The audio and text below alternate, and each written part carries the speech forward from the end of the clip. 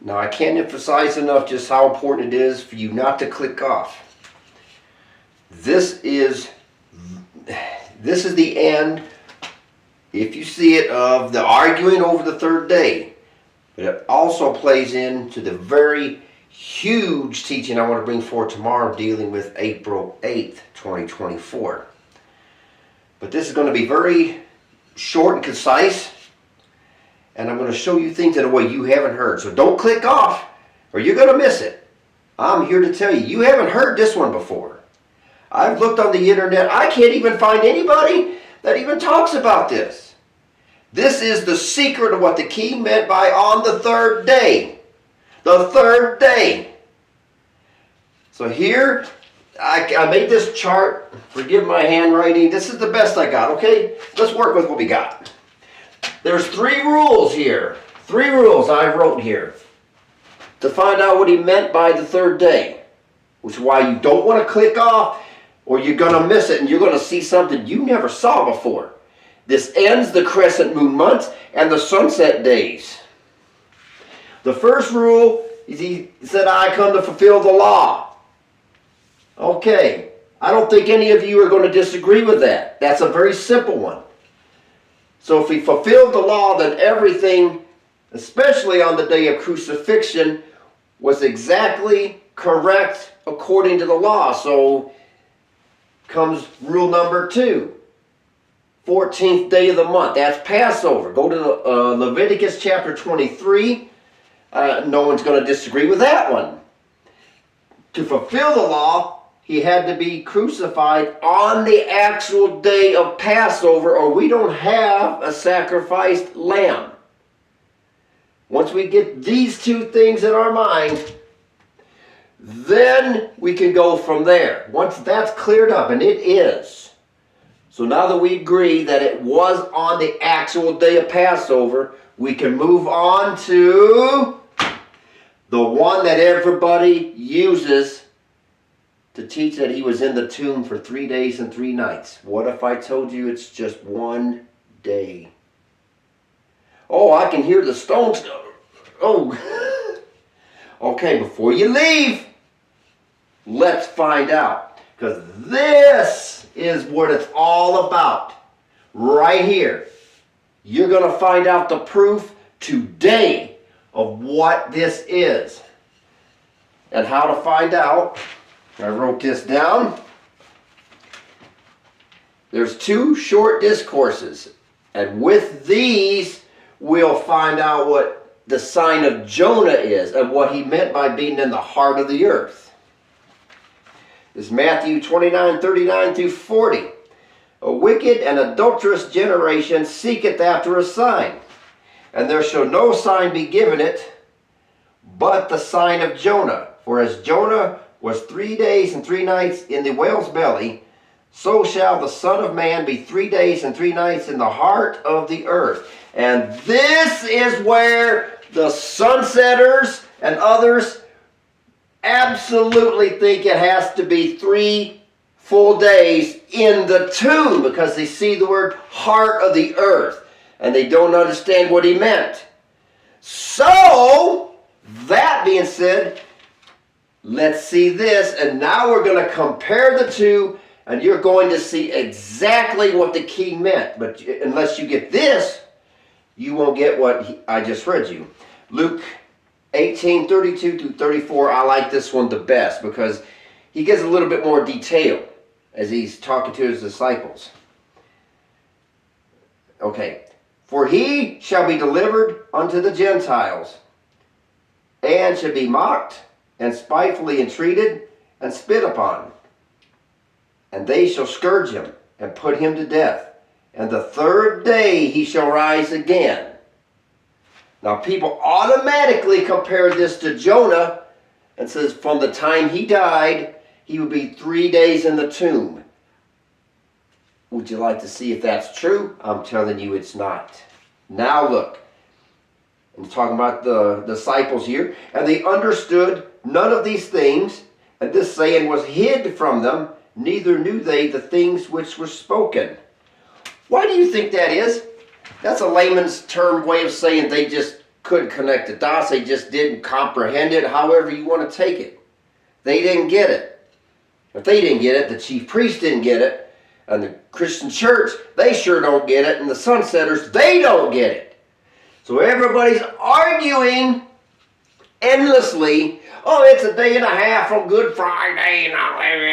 Well, if you're using the Saturday as Sabbath or a Sunday as Sabbath, you're already in error. You're going nowhere. You'll never know what took place.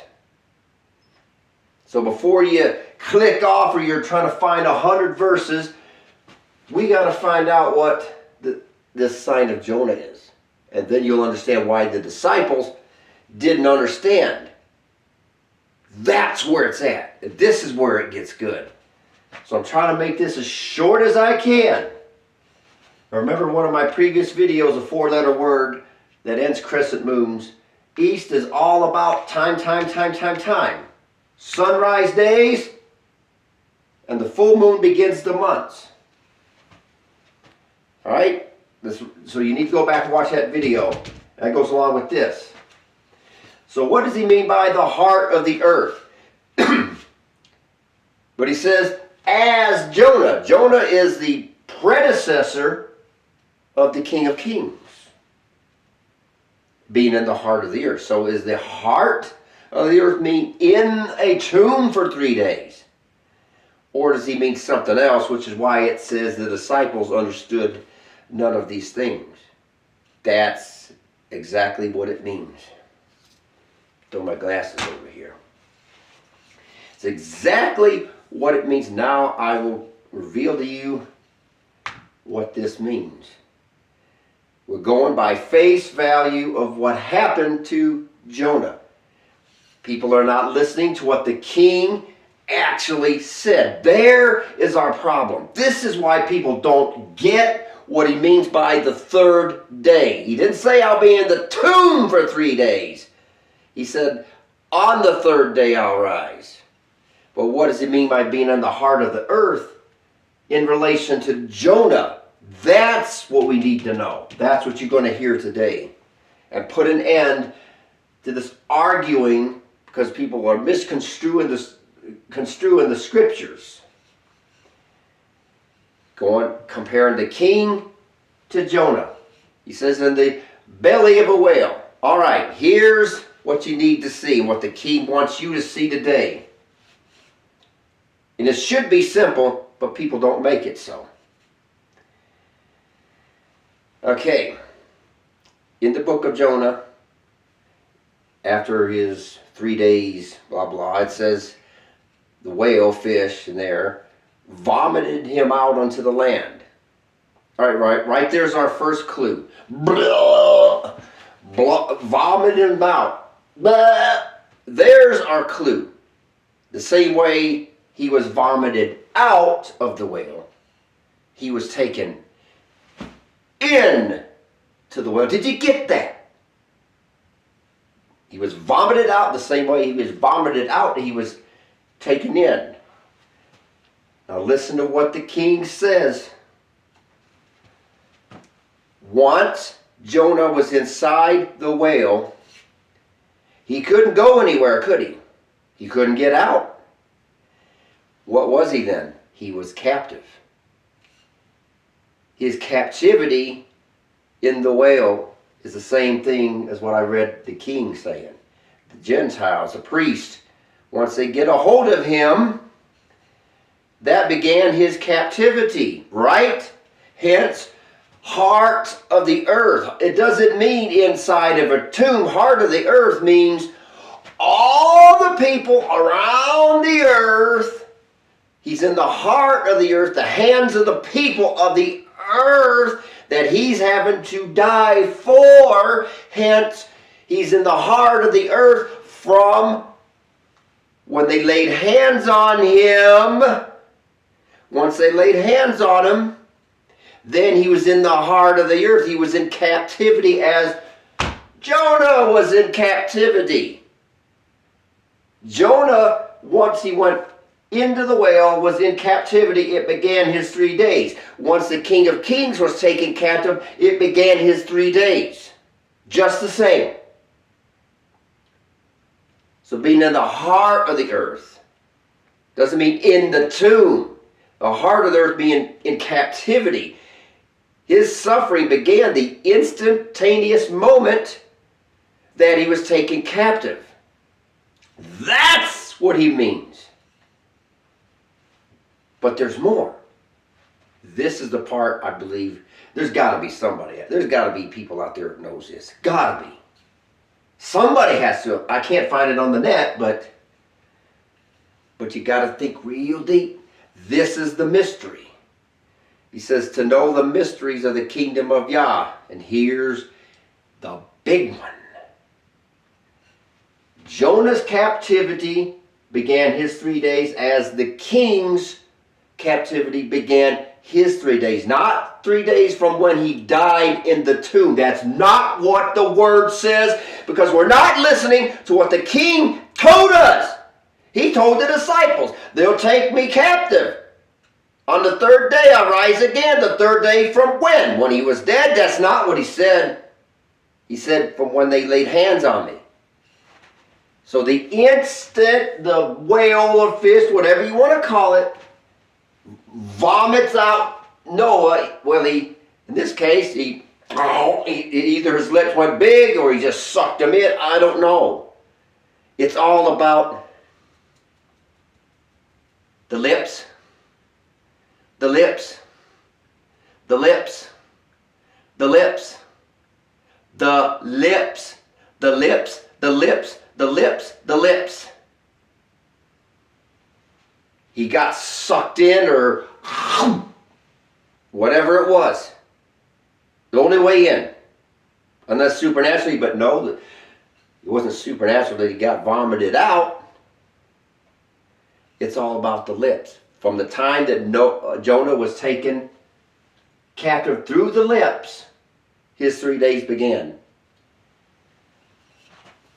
And from the moment that Judas Iscariot kissed with the lips began the king's 3 days. Same story.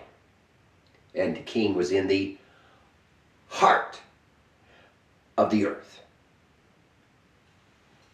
Now that we know that, let's show the story a different way. Here's the timeline.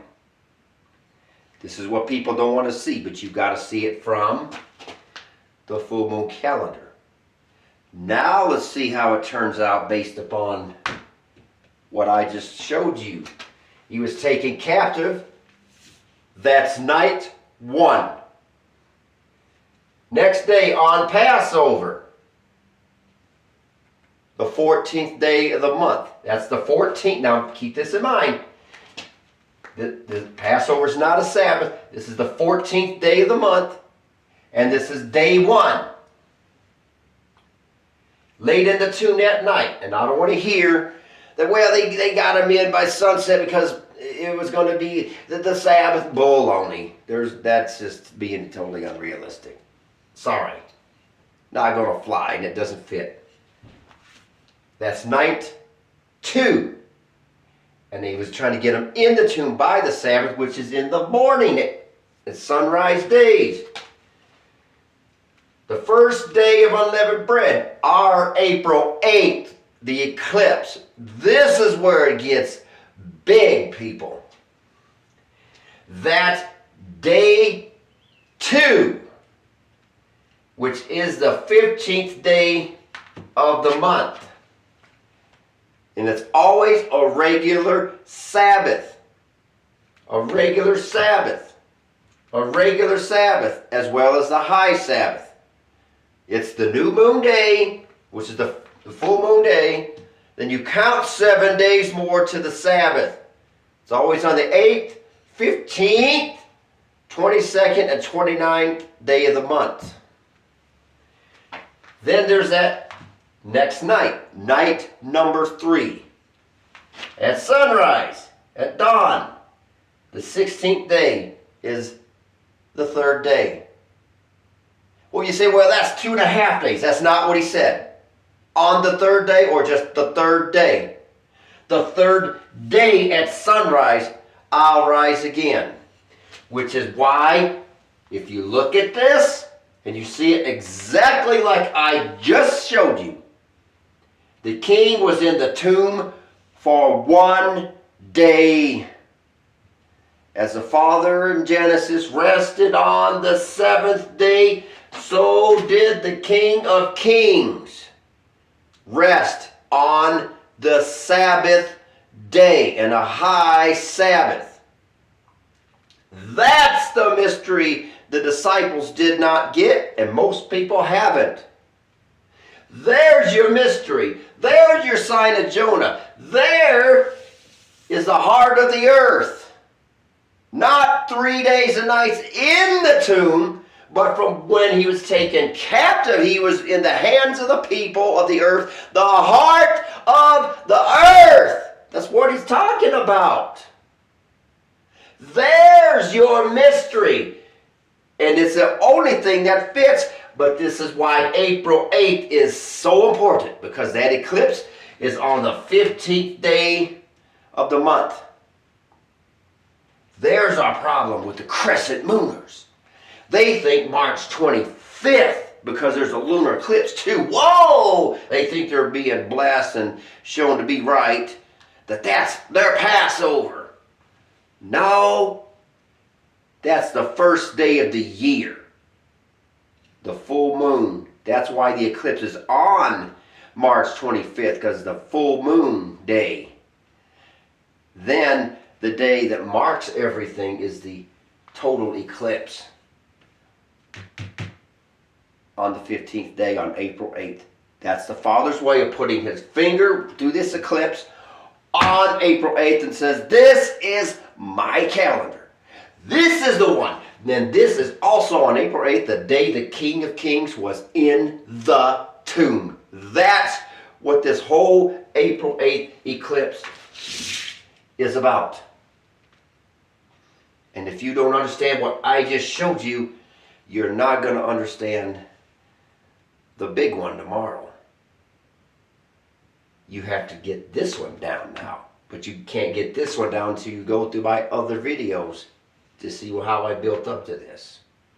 So it's the new moon day. So don't hand me this. It's a crescent moon. It shows right here. I'm sorry. You have Greco-Roman thought. Yeah, right.